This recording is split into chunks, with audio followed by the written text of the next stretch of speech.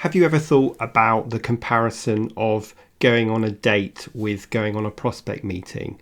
And have you ever compared managing a client relationship to being in a relationship yourself personally? Well, after listening to today's episode of the podcast, you definitely will, because the comparisons between the two are striking. And I'm joined by Mark Young, who has written a book called Dating Your Clients. And in the book, he talks about the journey that you go on in a relationship and how that is very comparable to the journey you go on with a new client. From the point where you're first meeting them, you're courting them, you convert them into a client, and then you want to have a long-term relationship with them. So a really interesting episode today. I learned a lot, so I know you will too. So let's dive in. I'm Rob DaCosta, and this is the Agency Accelerator podcast. As someone who has stood in your shoes, having started, grown and sold my own agency, I know just how it feels in the ups and downs of agency life. So this podcast aims to ease your journey just a little by sharing mine and my guests' experiences and advice as you navigate your way to growing a profitable, sustainable and enjoyable business. Hey everybody, and welcome to this week's episode of the Agency Accelerator podcast. And this week we're going to dig into the topic of maximizing the value of client relationships. And to discuss this topic, I'm excited to be joined by Mark Young. And Mark is the author of Date Your Clients. And Mark also grew up in a family business, so he's seen entrepreneurship and running a business from all sides. So welcome to the podcast, Mark. Thank you, Rob. I appreciate the invite. Great to have you here. Now, Date Your Clients is the name of your book, which is a fascinating title. So tell us a little bit, first of all, about how that came about. Yeah, the title's a little provocative, and I think it's pretty funny because most people are like, oh, date your clients, and then they're like, okay, wait, there must be something else behind this. I'll kind of tell you the story, and I love the fact when you told me ahead of time that your audience is really agency owners and people who are familiar in the marketing and advertising world, which is where I come from also. As an agency owner myself, most of the stories that are given in this book are probably very relatable to your audience. They've probably lived most of them with other characters, which is kind of fun for me. But date your clients. So I'll tell you the background story. This is kind of funny. I was talking to a client, and perhaps this resonates with some of your listeners. But while sitting in a conference room with a client of mine who is a national brand that does great business, multi-million-dollar company, and I was working with the marketing director, and they had ads running on a TV commercial. And she says, well, I don't think TV's working anymore. And I said to her, I'm like, I think you're throwing out the baby with the bathwater, metaphorically speaking. I think you're kind of making a pretty big reach there. And she says, well, there's a problem with sales. And I went, well, there's really a problem with attribution, which is a different problem entirely. That just means you're not counting your sales correctly. I said, but the bigger problem is television is nothing but to get people to your website. Like I need people to go to the website. I need people to call me. I need to contact them. I said, this is nothing but an intrigue point. Like television should create enough interest that the person takes the next step. I said, the problem is when the person goes to your website, you just play the television commercial for them. But I've already watched the television commercial. I'm like, and your TV commercial, frankly, says everything there is to know about you in 2 minutes. Like, so you're not creating intrigue, you're trying to sell people. And I'm like, that's the wrong message. And I said to her, imagine it's like your dating profile online. I only put out the best pictures. I only tell the highlights of the story because I want to intrigue you enough to get to know me. I said, all I need you to do is swipe right. Okay. And for those who have been in the Tinder world, you'll understand that. It's like, I just need you to swipe right. I need you to be interested enough because my photo looked nice. My personality seemed nice. I told you that I love puppies and I love Jesus and I love, long walks on the beach. And you swipe because you're like, oh, me too, So I start making this and she goes, I don't know. And I am certain that your audience is going to understand that because they've been in the same position, I'm certain, where they've tried to explain something to a client and the client just wasn't sophisticated enough on the topic to follow along. And I said to her, you know what, let me do this. Let me go back and I'm going to write you all of what I'm talking about in an email. And that way you can read the email at your own pace and maybe you can absorb that a little bit differently and maybe that'll help. So I went back to my office and I started writing this email. And pretty much, honestly, Rob, this email is now contained between the covers of this book, because as I started writing, I just wrote and wrote and wrote. And the allegorical connections that I was making for her just seemed so pervasive, because the difference between relationships in business and relationships in our personal lives are not that different. It, and I said on a podcast recently, I said, I've got two truths that have held true my entire life. And that is, I've only dated humans and I've only worked with people who also are humans, which means there's a parallel automatically, because anytime you're dealing with a human, you're dealing with emotions, you're dealing with expectations, you're dealing with a needs and a values propositions. You're dealing with these types of things. And the truth is the same holds true in the business world, right? You get into a new dating relationship and you're automatically going to be saddled with the expectations that every other person she's ever dated has created, because she has do's and don'ts and things she likes and things she doesn't like. And they've all been created from all of these past men that she's dated. The same thing with your client, right? The client comes to an agency, and the first thing you have to do, truthfully, is try to figure out what is it that the client has already experienced from all their other agencies. When we deal with matters such as reporting, sure, we have our own reporting structure, but every client comes to us, and what's the first thing they want to see? They want to see a report that looks like the report they used to see, because that's what they're comfortable with. That's what they know how to interpret. That's what they know how to read. So we have those expectations. Sometimes a client wants to have a weekly call to talk about everything. Sometimes the client wants a monthly call. Sometimes it all changes, right? It's no different than when you're dating somebody. Some people want to talk on the telephone every day. Some people prefer text messages. It's different, but the point is it's all the same in so many ways. Yeah, it's actually it's really interesting. I'd be interested to hear what you think about this, because I inadvertently use a dating analogy with some clients, and I talk about that first prospect meeting when you're going to meet this potential client. I said, imagine if you're on a date and all you did on that date was tell them all about you, then they'd quickly look at their phone and go, "Oh, I'm really sorry, my dog's ill, I've got to go." And 100%. so when we're on that date or we're on that first prospect meeting with the client, we have to make it all about them, because then there's more chance that they're going to want to have a second date with you. So I don't know if that's what you talk about in the book, but I'm sure you It agree. absolutely is talked about in the book. And each chapter, funny enough, starts with that make them swipe right. That's literally the name of chapter one. Um, but we go into all these first dates, and I mean, one of those things. The first date is one of the following chapters, and one of the things I talk about in there is, one of my words is the power of preparation. And for instance, you're going into a new client meeting, as you just described. To you, it's Tuesday, right? This is just another Tuesday at the office. You're meeting somebody new.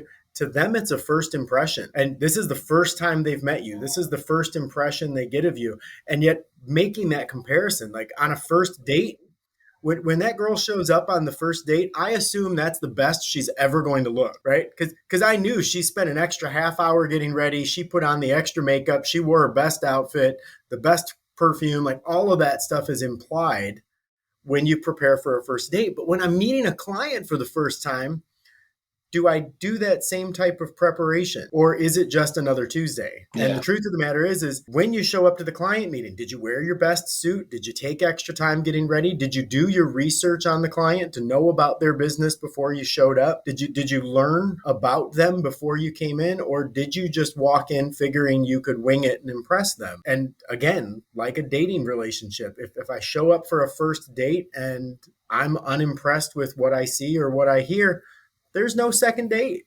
And I use the analogy all the time that the goal of a first date is to get a second date, and the goal of a second date is to get a third date. The goal of the first date is not marriage. And too often we go into a client meeting with this, I need to sign a deal, I need to land this kind of mentality. And the reality is that the client's mind is not there. The client's still getting to know you. The client is still trying to figure out if you're a good personality match. The client's still wondering if they can wake up every morning comfortable that you're on their team. And particularly in the agency world, because that's a big responsibility for an agency to take over that kind of work for a client. But likewise, that's a big decision for a client to make. And too often we go in for the hard close, and the reality is I mean, we laughingly see movies out there, right? Where, they go on a first date and all of a sudden he pulls a ring out and proposes to her and you're the one I'm going to marry. And she's like, whoa, too much, too soon. And Yeah. my argument, particularly through this book, is that courtship needs to happen very organically. And that's the case in business. That's the case in relationships. That's the case even in friendships. It's all of those things are all part of the recipe, right? That's you build relationships through organic interaction. So let's flip that on to the other side, because first of all, I completely agree with you that I see too many people going, "Hey, I'm Rob. Do you want to marry me?" And it's Right. not going to work. But how do we move the customer through that customer journey to get them to a point after date 3 or 4, whatever it is, where we can actually get them to sign on the dotted line? Because otherwise, the danger is you have lots of conversations with these people. You share lots of your knowledge to demonstrate your credibility, but you never get to the point of actually closing the deal. And that's understandable. And what I would say in there, Rob, is from an organic relational standpoint, one of the things I would say there, because we have clients like that too, where you seem to constantly date and date and date, and you sometimes wonder to yourself, is it going anywhere? And the reality is that there is a time to let it go. There is a time that all of the free advice that you're giving people is just free advice. And we've had plenty of relationships like that where, we've gone out and paid for plenty of dinners with a client that never paid us a dime to do work because they just got free advice all the time and free dinners on it. And there's a healthy balance in there. And what I will say is, from a courtship perspective, every client is different. And the reality is I think one of the dangers that we have in the business world is we stop relying on our own intuition and we start trying to rely on, the 5 steps to a perfect sale type books. And unfortunately, those, 10 steps to success and, 7 ways to win a client and those types of, self-help books that are published, they publish them as if these are universal truths. And the reality is they aren't, because it may work on one client and it may completely fail with another. And my contention is that too many people are trying to find the perfect algorithm to relationships when in fact the perfect algorithm doesn't exist. One of the things I will tell you, when I was in grad school, I did one of my graduate degrees is actually in clinical psychology. And I had a grad advisor, and he would always use a phrase that has stuck with me for this many years later. And he would always use the phrase, trust your instrument. And of course, the logic behind that is that we all have an instrument or a gut check, if you will, that there's some kind of intrinsic feeling that we get when we're around certain people. And sometimes it's a warning sign. Sometimes it's an immediate connection. And his point was that if you're in a clinical setting and you're working with an individual and that person just gets on your nerves, or that person, it's just not gelling. The reality is that his point was, quit trying to logic your way out of that feeling, because as soon as we get that feeling, we start to stack logic and we start saying, well, did the person check this box, this box, this box, this box? And if all those boxes are checked, then my gut must be wrong. And the reality is his contention, and it has proven true for me over and over again, is your gut's probably right. And it reminds me of a book. I don't know if you've ever read the book by Malcolm Gladwell. There's a book called Blink, and one of the best books I've ever read. And it's helped me tremendously. And he uses a term that he coined called thin slicing. And Gladwell talks about the thin slice, meaning your subconscious mind is able to process information faster than your conscious mind can understand it. So when you feel a gut check, it's not an emotional reaction. It's a very logical subconscious reaction, because your brain picks up a stimulus that it's experienced once before. It says, there's a danger point or there's something going on, and your brain processed it faster than your conscious mind is able to make that connection, which is fascinating on so many levels. And he discusses it in so much detail. But in terms of these types of business relationships, your original question was, how do you know at the 3rd, 4th, 5th date, when is it time to sign a deal versus walk away? And the best advice I would give you is, trust your instrument. And a savvy business person knows when to make that happen. My caution in it for agency owners and entrepreneurs in general is, as entrepreneurs, we have a tendency to never want to say no to cash, right? If there's a chance that someone's going to write me a check, I will exhaust myself trying to get that check signed. And it's very hard to walk away from a potential deal as an entrepreneur. And one of the things I would tell you is structure, and we talk about this in the book also, but structure your business around good business decisions, not good cash flow decisions. Because if you're chasing cash, you will make bad business decisions all the time. You will end up with clients that you are going to live with who are going to be miserable. And it's the idea that 20% of your clients are going to take up 80% of your time. And those are the relationships you end up in. It's those needy type relationships. And unfortunately, in the world of cash flow, sometimes we tend to believe that something is better than nothing, and that's not necessarily true. Listen, there's so much good stuff there to unpack. I really like listening to your instinct. I feel like in our school systems, that instinctualness, that knowing behavior gets beaten out of us. And so by the time we're adults, we don't listen to our gut. And yet so many entrepreneurs are successful because they have listened to their instincts. And I think that is a really good piece of advice. I also think not chasing the cash is good advice as well, which is difficult when you're in a place of famine and you desperately need the work just to pay the bills. As soon as you're not in that situation, you really want to make sure you are identifying who your ideal target customer is. And that isn't just someone that is a good fit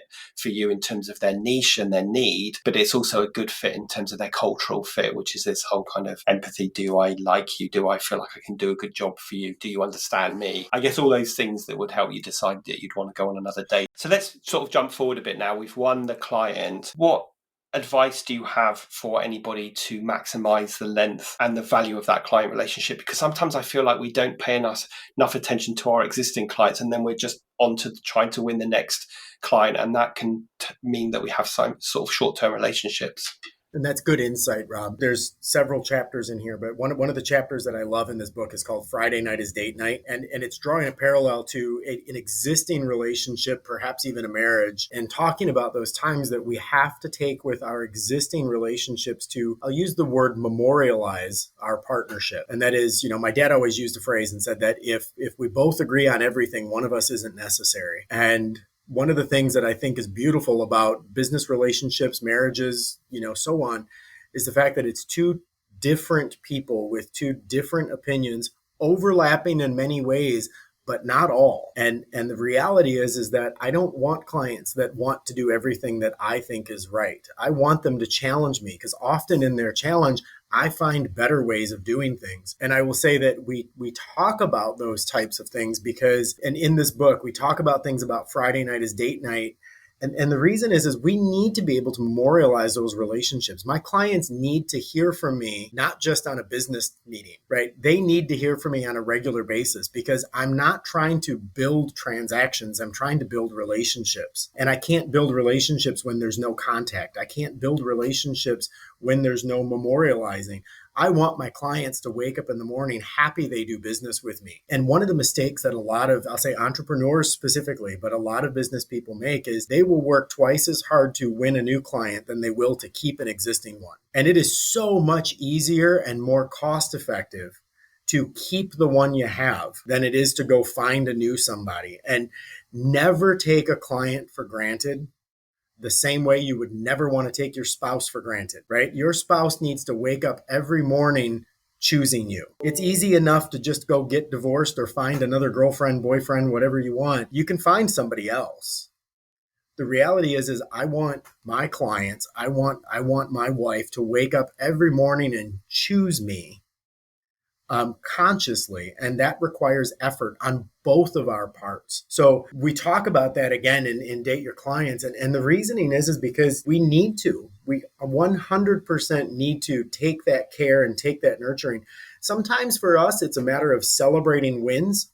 I want my clients to share their sales reports with me. I want to be able to look into our dashboards and see that there's a month over month or year over year success. I want to see that our campaigns are working. I want my team to provide quality work, but I need to take the time to share that stuff with my client. And I'll give a marriage example and say, if your spouse is saying, you never do nice things for me, well, there's a problem, because even if you do nice things, does your spouse know that you do nice things for her? Like, do you take the time to talk about the things you do? And frequently I will hear people get into these things about, well, you never do these things. And the husband will respond and say, look, I go to work every day. I pay the bills. I'm home on this time. I do the, I provide for the family. And in his mind, he did everything that a husband was supposed to do. And in her mind, you didn't bring me flowers. And to him, that seems so trivial, but to her, it's a big deal. And it's a getting to know you in a relational context to understand that, yes, you can do all of the things that you think are important, but if you're not doing the things that the client thinks is important, you may have missed the mark. And sometimes those are, I'll say, trivial things. Like we've had clients that we've done amazing work for, and then we get feedback over something so minute that turns into a big issue for them. And it's so funny. Like we have a client, we do amazing work for. A client loves us, absolutely loves us.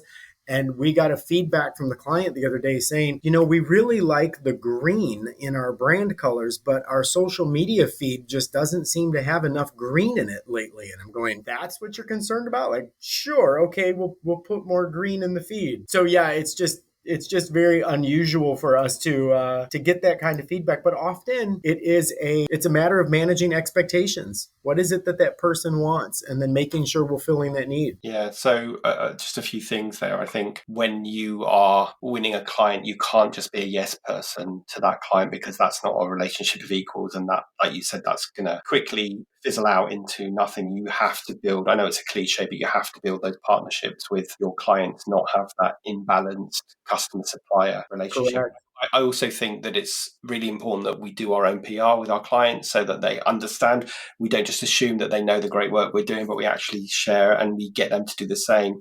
And I get, like any good relationship, we need to be good listeners as well. So, I can really see those parallels between personal relationships. And like you said, why I have a job as a coach is because I'm dealing with human beings. And, like you said, whether that be human being in a work context or human being in an outside work context, we're still, businesses are based on humans.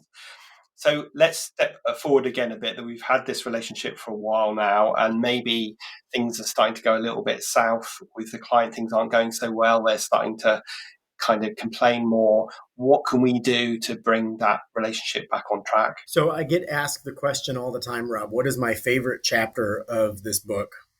And my answer is the first fight. And the first fight is my favorite chapter. And I'll tell you, this is interesting because this was a chapter that it wrote itself after I had seen a meme online. And the meme was a picture, and the illustration is in the book, but it's a picture of a World War II plane. And it actually, this is interesting for you as a resident of the UK, because it was talking about a British fighter plane that had fleet of planes that had come back from battle.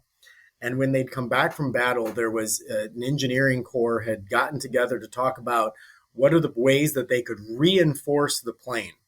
So they researched where the plane had been hit by enemy fire and decided that they needed to reinforce those areas because those areas were the ones that took the most fire. And there was one guy who argued with them and said, I disagree with the strategy. And they said, but these are the areas that the plane took the most fire. And his answer was, no, that's the area where the plane could take fire and still survive.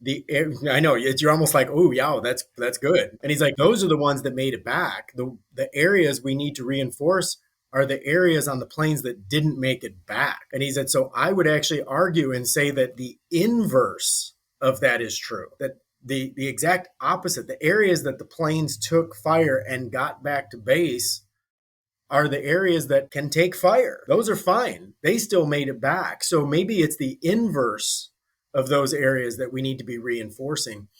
And when I read that, I'm like, oh my gosh, that's so parallel to relationships. And often when the disagreements begin, we tend to focus on the points we disagree on, right? That's where our attention goes. We disagree on this topic and we are going to talk it out until it's done. And I sat there thinking, my gosh, that's so much like relationships, right? We like it like a dog. We grab onto that bone and we don't let go of the thing that bothers us. And I thought, well, what does that look like? And I started going back, and the analogy that I use in the book is a client comes to us and we send them a website design, right? And the designer puts together this whole site. We send it over to a client. And what do? They immediately email us back with all of the things they don't like about it. And as a designer, the designer sits there going, oh my gosh, like I put so much of myself into this work. Now my feelings are hurt. You don't understand why I did what I did. You didn't even listen to the reasoning behind my design, like all of this. And so our take is I will send you the design so that you can preview it, but we are always going to talk about it, if not in person, at least on a Zoom call, because we're not going to email on this stuff because too much context is lost. And what I do is I make the client always start, because the client lists for you all the things they don't like, right? These are all the changes I want. And I always start the client with, we're going to start at the top of the page. And I want you to start by telling me all of the things you like. And usually what we find is what seemed like a bullet list of things I don't like is probably only 5 to 10%, because the majority of it they love, because it's beautiful work. It's those types of things. And then usually we find that about half of the things that they wanted changed get removed from the list once they understand contextually why they're like that. So really my advice on that, when I talk about that first fight, is when disagreements arise, and this is the same for relationships, this is the same marriages, whatever, it's instead of focusing on the one thing that you're disagreeing about right now, spend some time paying attention to the reason why you're together. So as an agency, your client comes to you and says, look, I'm really upset. Like, this is not the work that we're accustomed to, so on and so forth. And I normally will take that and say, you know what, I agree with that feedback. I want to actually talk about what are the things about working with us that are good, and that, well, I mean, you guys are really responsive. We've had some great successes in the past. Oh yeah. You remember the campaign where we did X, Y, Z? That was great, man. I wish we could do more of that. Oh, and about the time we did this, that was fantastic. You're right. That was another good one. Okay. So this is one that you're just not satisfied because it's 90% of that. Well, great. Let's talk about the ways that we're capable and push it past that other 10% that you think we're missing. Like, let's not catastrophize a single incident, but rather let's talk about all of the good stuff. Let's talk about the ways, and making that correlation towards dating or marriage or whatever. It's like, let's talk about all the ways that we are so compatible. And once we get back on a good place, now let's talk about how do we overcome this negative. And part of what I would add there, Rob, is I'm big on the word expectations. I talk about it all the time, and that is, disappointment only happens when I have expectations that you don't meet. And the problem is half the time I don't know your expectations. And if I don't know your expectations, I don't know when I'm not meeting. And that's one of the things that I would always encourage any of your listeners to pay attention to is, what are the expectations of your client, and have you talked about them? Because if you talk about the expectations and you're able to say to the client, look, I'm sorry, I actually thought that we did meet the mark because you told us you wanted A, B, C. Had you told me about point D and E, we would have done this differently. So making sure that we're able to adequately talk through expectations and then justify how we believe we met them, or at least what we did to try to meet them, paramount. Yeah, I think that's a really good piece of advice. I mean, at the end of the day, if you're paying attention to the relationship and you're managing expectations from the beginning, you're hopefully never going to get to that point of big misunderstanding and then having to try and sort things out. But I do like the idea of getting people to have a balanced view of their feedback of the good as well as the bad, because I think human nature tends to make us focus on the things that we don't like rather than the things that we do like. Listen, we could go on talking for ages, and I know we haven't got anywhere near through the whole journey of relationships, but I'm conscious of trying to keep our podcast episode to half an hour. So a couple of things before we share some links. Just, I want to ask you the question I always ask all my guests, which is, if you could go back in time and give your younger self, who's just starting out in business, a piece of advice, what would it be? Oh my gosh. What I would say is, my younger self always wants to jump to the finish line faster than I'm ready. And I would say that I expect to win. So when you talk about expectations, like, I expect to win, I expect to excel. And even if it's something I'm not familiar with or not good at, I hold myself to that standard. And the advice I would give my younger self would be, it's okay to learn for a while. It's, putting in your 10,000 hours is just part of the journey. There's no fast track through experience. And I watch it all the time as brands develop, as entrepreneurs are trying to get their product to market. And I had this conversation with a client the other day. She says, I'm really frustrated with the way our brand is here. Should we this? Should we this? And she's going through positioning. And what I said is, again, from my vantage point, I said, here's part of what I see. And that is, you're struggling because you're playing 3D chess in your mind. because there's where your brand is right now, there's where your brand needs to be a year from now, but there's also where your brand will be 5 years from now. And you're struggling to just let your brand be today. You want to do today what you can already see in 5 years in the future, but you're not there. The brand isn't mature enough yet. So my advice to myself, but also to any of your listeners or their clients, is organically maturing and learning is part of the process, and you can't accelerate that. Yeah, good advice. I think when we're young and just starting out, we're all impatient, aren't we? And we're all sometimes focused on the wrong thing, focused on the destination and not enough on the journey. So a good piece of advice. So obviously I'm going to share the link to the book because I'm sure this episode will have intrigued people, including me, to want to go and read the book. So share the link to the book, but how else can people get in contact with you, Mark? Sure. I'll give you the easiest way, and that is Date Your Clients is the name of the book. So anybody can go to dateyourclients.com. And there's a link there. You can buy the book right on Amazon and have it sent to you FBA overnight. So that's an exciting thing because it actually is a really fun read. It's not dry business book. It's humorous and it is cheeky in its own way. But the other thing is that I'm just Mark at dateyourclients.com. That's my recommendation. Mark at dateyourclients.com. Anybody can email me. I manage that email box myself, so you'll actually get a response from me. My agency is riseagency.com. That's Rise, RYZE, a bit of a non-traditional spelling there. So riseagency.com if they want to go check out our agency or if they want to collaborate on something. We deal with a lot of direct-to-consumer and e-commerce brands here in the United States, especially any listeners that you have that are across the pond. I'd love some collaboration, and we'll see what we can do to work together. Perfect. Well, I will share all of those links in the show notes attached to this episode, and just want to say a big thank you for giving up some of your time today to share with our listeners that analogy between dating and managing your clients. So that was great. And thanks again for your time. Thanks so much, Rob. It's been my pleasure.